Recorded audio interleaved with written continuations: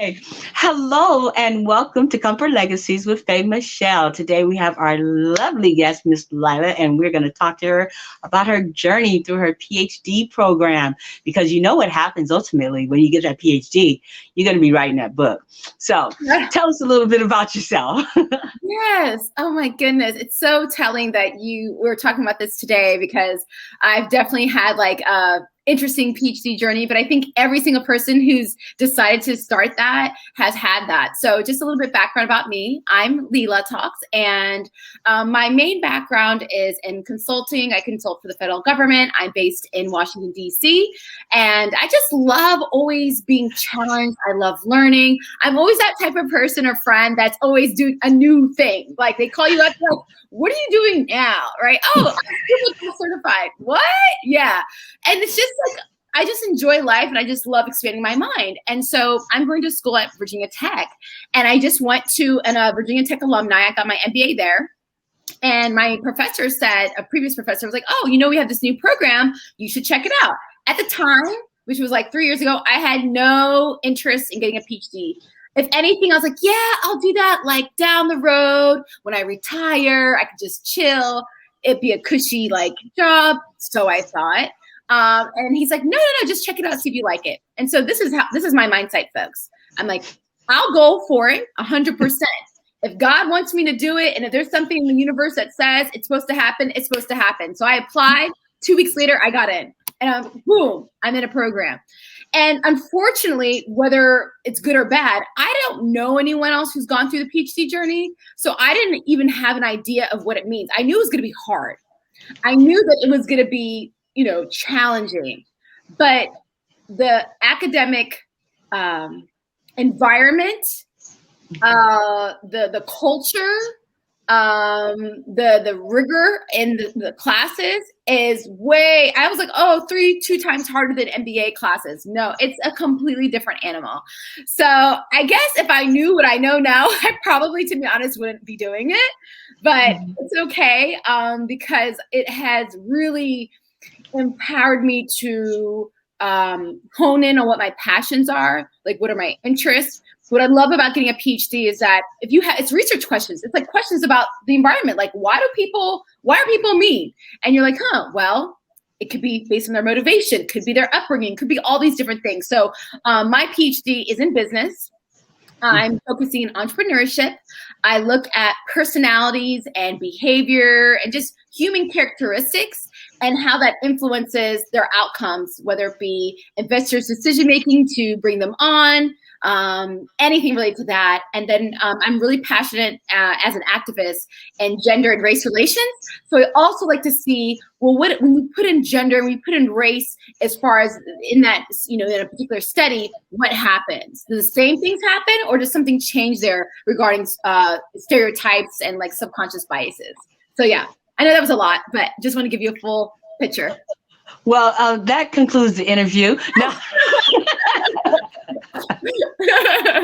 Love it. No, that's absolutely fabulous. And you said you're an entrepreneur, and that's the next interview over there on the other side. So you study entrepreneurship, and well, supposedly, if I was supposed to do what I'm supposed to do, which is submit my dissertation proposal this spring, I'm supposed to be on target to finish next year. But depending on what's going on, because I've had some, family emergencies and a few other things, I have to like tell myself, sometimes you can't put pressure on yourself for things being the way you want them, right? You have to give yourself grace. So it might be next year, it might be the year after, but I'm in a good shape as far as like what the roadmap looks like. I just have to like have a dissertation proposal, basically pitching to them, hey, this is what my dissertation is about. Do you like it or not? I've already gotten their blessing, but there's a formality that we have to go through, and they want me to do a pilot, and that's where I'm kind of stuck right now. I need to get this pilot as far as the experiment I'm working on, and then they'll say, yep, you have another year to finish this out. So that's kind of where I'm at right now. Okay, so you have to do a pilot, the video pilot. No, not a video pilot. So okay, because I've been listening to a lot of filmmaking things, and it's like you need your pilot. Yeah. So yeah, okay, break it down for me. So it's kind of similar as far as a pilot regarding a snippet, right? Just like a piece of what's going to be the larger view. So as far as in academics, so I'm doing an experiment on investor or entrepreneurs' levels of narcissism. And so how does that play into, until for resource providers, investors to invest in them? So instead of like studying like 1,000 people, I'm just going to select a certain group, maybe 100 or so, still working out the number, and we're just going to test it. We're just going to see what is it looking like. And then from an academic standpoint, I'll make certain adjustments. I'm like, okay, well, the thing that I was really trying to study isn't really coming through. There's instruments we can use for that. So I need to tweak this, need to tweak that. So the pilot is a little bit different where it's like a test. It's just a starting point, and then you can make adjustments. So then when you do your full, with time and resources, you're going to hopefully get the results you're looking for because you cleaned your instruments, you cleaned the way that you want to structure your study accordingly. So are you saying that entrepreneurs are narcissistic? Well, research says does show that there is a correlation with aspiring entrepreneurs. So people who want to seek to be entrepreneurs have a high level of narcissism. Also, there's a lot of research that shows CEOs for like these large companies, there's a high correlation of CEOs that have narcissism. Again, not equating it to performance or how great they are, because narcissistic CEOs tend to pay more for companies they want to buy out and buy more because they're impulsive and they think that they know everything and they don't know the facts, right? And so sometimes they're not like the best leaders, but they tend to be the most gregarious, charismatic, and that's what gets people in trouble. Like they have this strong ability to have a great impression. So like Elizabeth Holmes, there was like an HBO documentary about this person who like made up this like, test. Yes. And that was the blood test. Yeah, full of narcissism. I mean, she was so delusional in her own mind of what she thought, and she, they did, unethical things. But that's the power of narcissism. It's great for people to use that in a way to like get someone's attention, but it's very destructive, in the long run within the organization, as well as externally with customers and stakeholders. That is interesting. I was talking to someone about narcissistic ministers. You know what? Anyone with power, any surgeons, CEOs, celebrities, ministers, they might have the Holy Grace and all that. But at the end of the day, there's a sense of ego, power, and influence that breeds people who are attracted, who have narcissistic personalities. And essentially, you kind of have to have narcissism. That's my dissertation. In a way, you kind of have to have a certain level of narcissism to be so fearless, to be able to, politicians, to be able to say, I can win this election. Like, even if everyone says you can't, right? So that's that level of like thinking above and beyond your own self-worth. I think my professor was narcissistic. That's why I don't remember the class. But we were talking about celebrities. And it was the year that Amy Wine, I can't think of her last name. And I took that class during the summer. Yes. I took that class during the summer that she passed away. And it was just a week before we were talking about her, and we were talking about all of the celebrities and how you had to have a certain personality and we didn't call it narcissism at that time, or if he did, it went over my head. So, and it was about, illusion of grandeur, you know what I mean? And so because I can, and maybe that parallels with narcissism. And so because just like you were stating, they feel like I can do this, and they have that mindset that they can overcome these challenges that everyday people say, no, I don't want to be in the limelight. I don't want to live like that. I don't want to be, and they do. And usually their lifestyles are such that they crave it. Brittany shaving her hair, I have to have it, I want to be in the spotlight.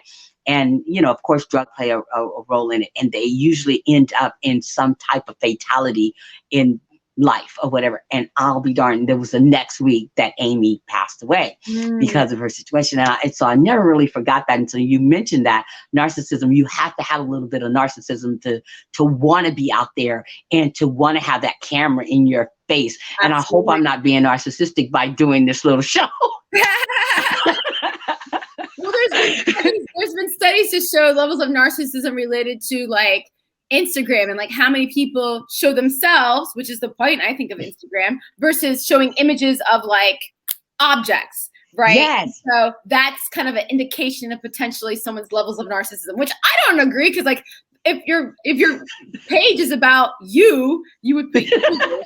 But whatever, maybe I'm a little narcissistic. Who knows? That's the thing, right? Yes, right. No, because I'm that picture person. I'll put my grandkids out there, I'll show something, but are you journaling? No. Why? I'm so overwhelmed. I'm not doing anything else. You said else? You mean journaling like, personally, or you mean journaling about my experience, or what do you mean? Well, I guess a little bit about what you're doing, your research. I know you have to take notes, and you guys are so copious in that because you have to keep up with things, but this is a great book. Oh, well, to be honest, this was not my interest, full disclosure. So that's part of the PhD program. My passion, my interest was in going into complete opposite of this, which is positive organizational scholarship. I'm about positivity. I was interested in researching star high performers and how, you being a positive servant leader, how that can do. I was interested in completely something different. But it is the opposite. But for those of you who are interested in a PhD, listen very, very carefully. A successful PhD is a completed dissertation. And for you to have a completed dissertation, do not wait like I did. I want to be original. I want to do what I want to do. Do that after you graduate. Focus on what your advisor wants you to do. It is the name of the game. And it goes back to like the culture and like things that I didn't know. So it was a happy medium where my professor, I wasn't even interested in entrepreneurship. But that's where I got my love. That's where my advisor saw something in me, supported me. I said, okay. And he does something completely different. He does stuff with like venture capitalism, big picture regarding like companies, buying out companies. I'm not interested in that. But he still saw my potential. So he said, how about we'll do your micro behavior stuff in entrepreneurship. And I have a colleague of mine who can help you with this kind of dark personality. You can make it kind of like sexy. And, that's what you should work on. So that was the compromise made for my dissertation. So it's a very popular topic. It's very attractive, but it's not a passion of mine. I do not want to, in the future, after I'm done, to continue talking about narcissists and add. No, I want to talk about the people who are not narcissists. So I guess, again, I think God's just preparing me like, okay, I talked about this aspect.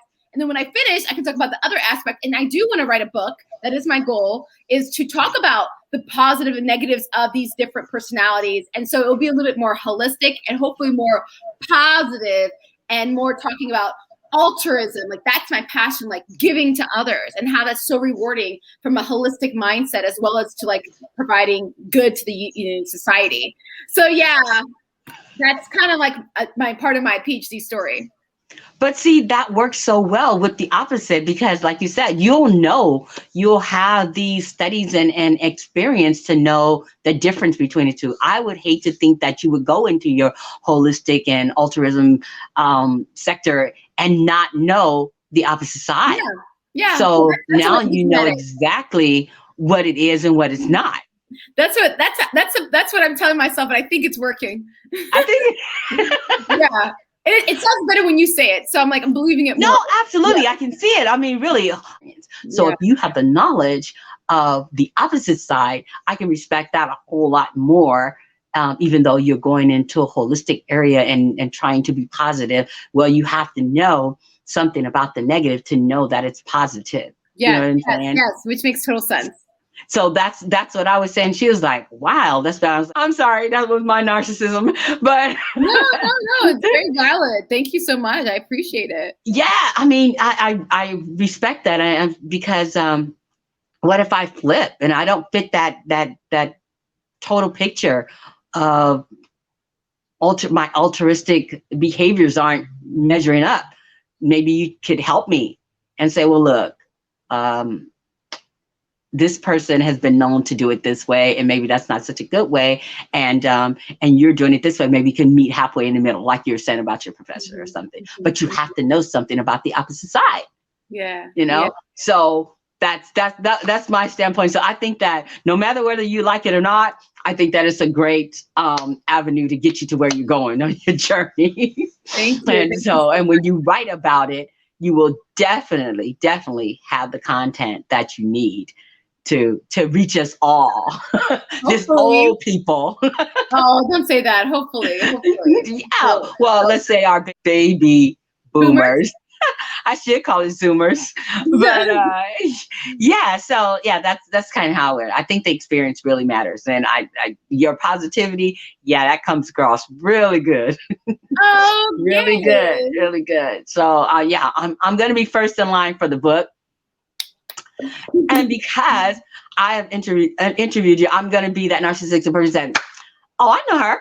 Yeah, absolutely. What, we're gonna do another video. We're gonna do another. Yes, that's what I want to know. How long is it going to take for you to get this platform done? So what work do you think you'll be going into after, and like counseling or what? When you no. So I have my own consulting company. I do like strategic advisory work for transformational initiatives. So it will one, not only increase my hourly rate. Hey, clients, right? Two, I'm teaching. So right now I'm a adjunct professor. I teach one class at Mount St. Mary's. I teach management and leadership, one class. And so I plan to maybe teach in the future at other universities. I plan to do research in areas that I want. I won't have like, the burden of trying to graduate or what have you. I'll just be able to write whenever I want to write, and I can just, publish anytime I want to publish. And so I'm looking forward to that because I do like the aspect of doing research. So yeah, I don't plan to do like a pivot in my career per se. I think there was a period in my life where I wasn't happy with my job, and I saw this as an outlet to change and go into academics. But another main reason, if I keep it honest, is it's more of the lifestyle. Like I love to travel. And I love to like go to South Africa and just all these different places. And so when I looked for jobs maybe 5 years ago, everyone was like, well, you have to speak the native tongue. And I was like, okay, that's not happening. I only speak English, even though I'm Ethiopian Eritrean by my parents. And so I was like, okay. I found out that in education, higher education, academics, universities, across the globe, it is English. So I was like, oh, well, I like learning. I like teaching. Like I could literally get my PhD, teach at these different universities across the world. And if I end up retiring, whenever, hopefully soon, I'm 38, but I'm all about retiring early. I can just have a very flexible lifestyle where I can consult here and there, and I can also teach, and I can teach anywhere and consult anywhere. And so for me, it's just changing more of an opportunity and creating a paved way to a flexible, free lifestyle. Oh wow! And that's your handle, isn't it? Lila Talks Lifestyle. Yeah, Lila Talks is living a modern holistic lifestyle. And so what it means is that having balance with your mind, body, soul, but not doing it like maybe the traditional way, doing it kind of unconventional way, whether it's the way that you're learning and growing your mind, whether it's the way that you get energy, whether it's the way sometimes I'm really super busy and I'm always adding all these different things. So sometimes when I'm in line or when I'm in the midst of doing stuff in my car, I'll just do my breathing exercises there. Or I'll just listen to some yoga, music or meditation for 5 minutes just to get me calm. And so that's kind of the difference. It's I'm very hyper. And I feel like sometimes people think you can't have a wellness or holistic mindset or whatever. I like wearing makeup. I'm wearing a little bit right now. Doesn't mean that I don't embrace natural ingredients and natural vegan lifestyle. So it's a matter of not being so putting people in a box and being rigid. Being rigid and just embracing things that fit you. It's not binary. It doesn't have to be this or that. Incorporate things. Drink more water. I'm vegan-ish. I'm not 100% vegan, but I try to be 75, 80% more plant-based. But I'm not going to beat myself up if I want to eat something else. And so that's kind of the modern holistic lifestyle is just being flexible and free with yourself. What do you think? I think it's great. I have a site called Love Your Body Too. And that's because of women who have had children and family, and we put everything before ourselves.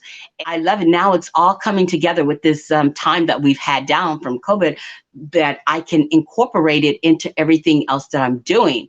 And I felt like at the time I gained weight. I had my children, my life with my children, going to church, coming back, and you just let yourself go, you know, and I don't mean just weight wise. I mean, just in everything that you do and you enjoyed and whatnot, you sacrifice so much for family, friends, and children, but you leave yourself out of it.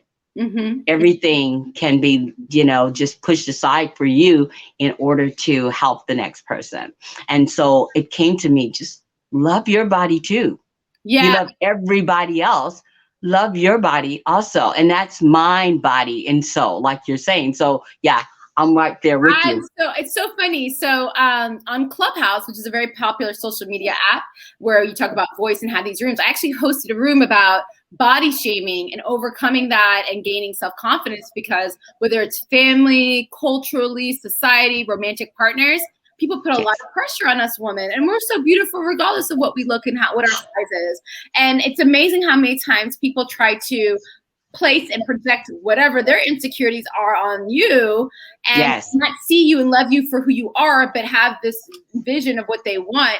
And it's like, oh, you either got me all me, or bye Felicia, you know, bye Felicia. So it's like, I'm all about empowering women. That's a lot of things that I focus on in my activism, even in my work, in my PhD work, and even in like any future books. I would love to focus on women. That's just like such a huge passion, particularly women of color. So yes, coming soon. Maybe we need to get together on that app right there and do that class together. Yeah. Because yes, I'm feeling that a lot. And the next one I'm doing is ageism, where people like, I have all this gray hair, which is fine, right? People try to say, oh, I know my hair's all messed up. People say, oh, yuck, you should dye your hair. You should do this. Excuse you. What I should do with my body? Like, you know, like, who are you to say that? And so that's why I constantly say I'm 38, because like I am embracing my age. That it's something that we should embrace. I am alive. I'm well. I'm right. You know, beautiful and smart. Like, why are you making it seem as if as you age, your worth as a woman is being depleted? So yes, as you can see, I get very passionate about that stuff. Oh, see. Yeah. You keep saying you're 38 because you only look like you're 18, but that's okay.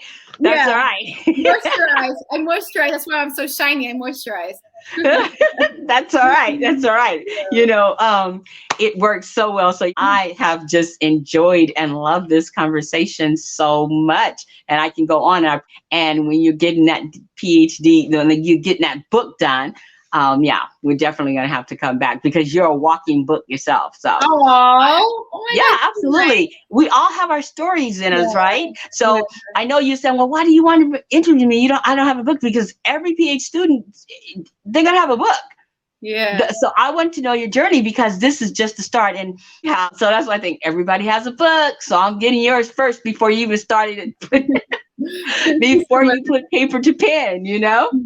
So, well, my dear, it's been fun, and I'm going to let you go so you can get on with your day. This is so exciting. I love your energy, and definitely we all need your positivity. Oh, thank you so much. I appreciate that. You definitely gave me an extra dose of positivity yourself. You know, we're positive partners here now. Any last words you would give to the audience about getting started on that journey of a PhD, or, you know? Yeah. So, look at you. I get so serious because I really want people to like see and really like, I'm looking at you. Okay. Like, lean in. Lean in. Yeah, lean in. Getting your PhD is really hard, but it's extremely rewarding if you like to be challenged intellectually, if you like to be really creative with your mind and be able to understand why the world is what it is. You're also part of this like really super cool club. I mean, it's a little elitism, I'm not gonna lie, but it's narcissistic. Cool. She said that, I didn't say that. But I will say, do your research on your schools. Be really thoughtful about what you want to be interested in, right? Like I was a little bit like general major. I was all interested in a lot of things. And so really try to hone that in, because the better you can define, it's kind of like your identity, right? The better you can identify who you are, what you want to be. Again, it doesn't have to be like crystal clear, but at least know, okay, business, entrepreneurship, marketing, right? Okay, I'm interested in human behavior, psychology, right? Be really clear and, maybe read books or watch videos and hear other, speakers talk, because what happens is that's why I'm a little bit delayed. It's like I had one interest, it didn't really move forward, and then I kind of had to start all over. So and number two, give yourself grace. This world of academia is their job is it's kind of, I hate to say, it's like hazing, like these fraternities and sororities, which hazing is not allowed, I believe, but it's mental hazing, right? And so you really got to prepare yourself to say, don't take it personal. It's part of the process.